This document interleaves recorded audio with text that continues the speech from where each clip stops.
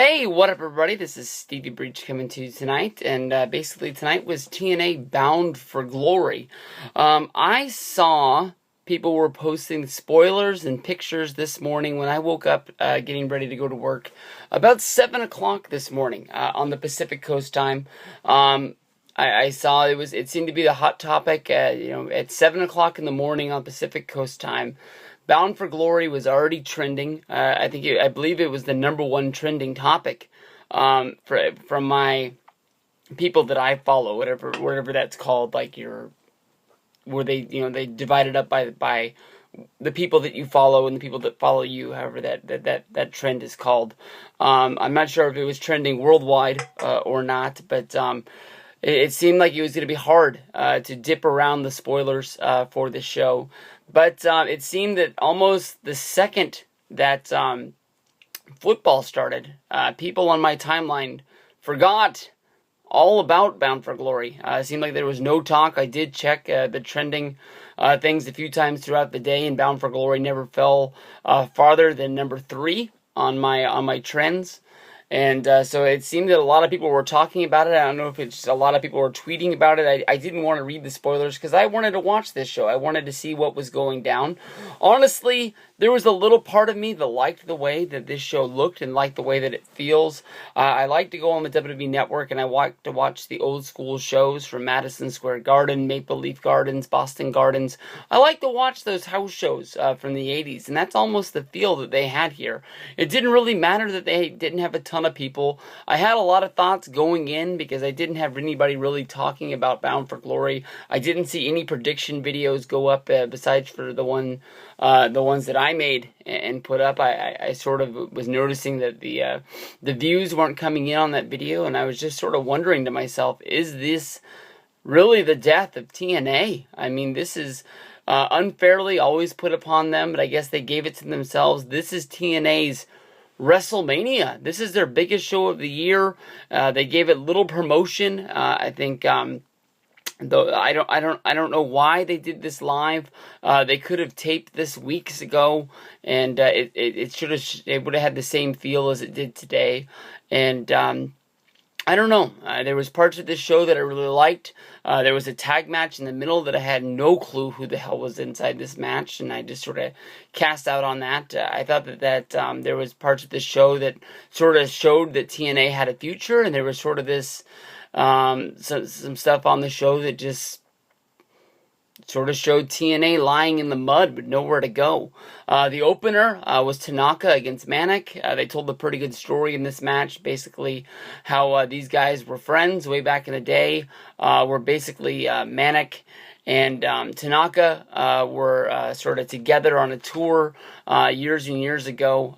Tanaka won this match basically with a kick and some sort of a flying armbar. He was able to win this match. It was kind of weird to see the Japanese guys get the win over Manik, especially a heel in the opener, especially as you're trying to build towards something, and Tanaka is more than likely somebody you're never going to see on TNA TV again. But maybe they're just trying to show that the heel stable could be beat, and James Storm it wasn't going to be winning in the end. From there we went to Ethan Carter the third match against a guy named Hama. Hama basically was Rikishi, and this was a very fun match to watch. I thought this was pretty cool. The story that they were trying to tell the whole time basically was that EC3 wanted to body slam Hama to basically show everybody how big he was, and that the Carters don't back down from anybody. And basically Hama just wanted to hit EC3 with the stink face. He kept on trying. After two tries, basically EC3 gave him a low blow, hit the finisher on him, and got the 1, 2, 3, and Hama was all done. And all Murder She Wrote, basically, or something like that. Hama seemed like a guy that could have beat EC3, but seeing how we'd never seen this guy before, and we're probably never going to see this guy again. If this match was on TV, leading up to a pay-per-view, honestly, Hama was a guy that you could believe that EC3 was going to beat. The guy was 3 times his size. He was taller, he was wider, he was fatter, it was just everything all around. I thought it was a very fun match, but no chance in hell EC3 was going to lose his undefeated streak to this guy. From there, we went to showing some Team 3D clips. Basically, we saw them wrestle against Beer Money in a cage match. We also saw them in a tag match against Rick Steiner and Animal. Of course, that was a pay-per-view match that was years and years ago. Basically, it was supposed to be Team 3D against the Steiners. I believe it was sort of hipped up as the first time that this match was going to happen. But Scott Steiner was wrestling in Puerto Rico, I believe it was, and came down with some sort of an infection where he almost died.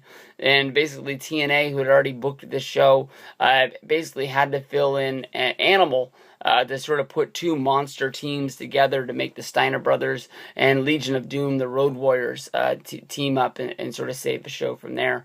MVP had a match against Sakamoto, where MVP got the win. Nothing really spectacular there. It wasn't that great of a match.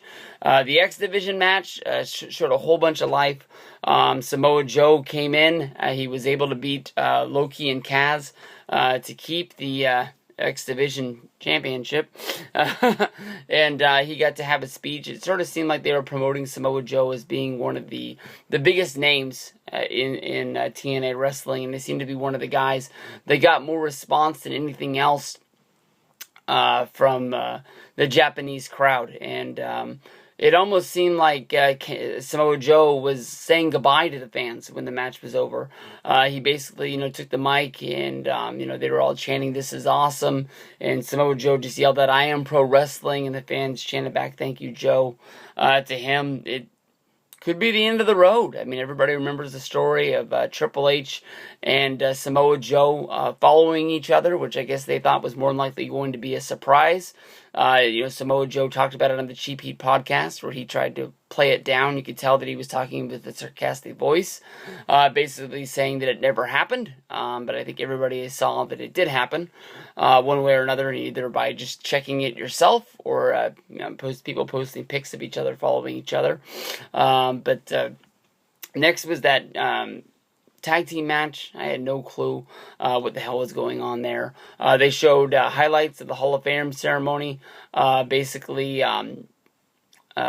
seeing Team 3D go into the Hall of Fame. That's always fun. It was a fun trip last year where I got to see Kurt Angle get put into the Hall of Fame. From there, we saw Team 3D beat Abyss and Tommy Dreamer in their attempt at an ECW hardcore match, with Dreamer going through some sort of a big desk. Maybe they didn't have any tables there, and Abyss going face first into some thumbtacks. The Japanese crowds were chanting ECW, ECW, we want tables, we want tables. Team 3D took the mic, and they sort of said that Japan was their favorite place to fight, and they thanked everybody for being there, and it seemed like their goodbye to the TNA as well. I mean, it seemed like, back-to-back matches, we see guys take the mic and sort of say their goodbye to TNA wrestling in a weird spot. Havoc and Velvet Sky wrestled in a horrible match where Havoc won, via submission with the bear hug. James Storm and Sonata came out and had their match against Great Muta and Tajiri. Nothing really spectacular here. Basically, what the fuck? I know that they beat the fuck out of Storm after the match, but I don't remember who won the match. I'm going to guess that Storm and Sonata won the match, because after that they tried to take Muta out, which looked like it was going to be the goodbye to Great Muta, where basically James Storm and Sonata would continue on in TNA, and Great Muta would either stay in Japan or he just wouldn't be on TNA television for the foreseeable future because they don't have any big shows coming up. Where basically Storm was choking out Muta with a bull rope, and then all of a sudden Team 3D came in. Great Muta, during the distraction, blew some green mist into James Storm's eyes. Team 3D hit James Storm with the 3D in a big, well, now what the fuck? I mean, are they setting up Team 3D versus James Storm and Sonata? Yeah, it's weird to me. I mean, I thought that Team 3D basically just signed an extension, or well, not even Team 3D. I thought Bully Ray just signed an extension. But then again, maybe you got to think, maybe James Storm, or not James Storm, maybe you got to think that maybe Bully Ray is just sticking around for the Velvet Sky treatment. It's a weird pairing if they're together like everybody says they are, but you see them post pictures together on the Twitter. You see that they did their ice bucket challenge video together, so I guess it's true. Maybe he wants to stick around and stay with her, because you've seen everybody who's left TNA Wrestling doesn't stay with Velvet Sky that long. Peace out, everybody.